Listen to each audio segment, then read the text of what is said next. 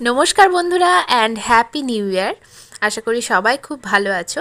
নতুন বছর চলে এসেছে আর আজকে আমি বাধ্য হয়ে এই লাকি ব্যাম্বু গাছটাকে রিপোর্টিং করছি, কারণ সব কিছু এই হলুদ হয়ে যাচ্ছে, সব গাছগুলোই হলুদ হয়ে যাচ্ছে। শীতের সময় এই সমস্যা দেখা যায়, তাই জন্য একবার রিপোর্টিং করে নিচ্ছি। আমার বহুদিন ধরে রিপোর্টিংও করা হয়নি। তো প্রথমে মাটিগুলো সরিয়ে ভালোভাবে ধুয়ে নিলাম, পরিষ্কার করে নিলাম সমস্ত কিছু। আর এই যে সবুজ অংশগুলো একটা কেটে নিলাম, সবগুলো থেকেই কেটে নিয়েছি। সবুজ অংশগুলো হলুদ অংশ থেকে আলাদা করে নিয়েছি।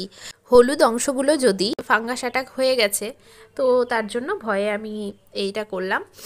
আর যেগুলো সবুজ হয়ে আছে সেগুলোতে রুট নেই, সেই রুট গ্রো হওয়ার জন্য আমি শুধুমাত্র এখানে কোকোপিট ইউজ করেছি।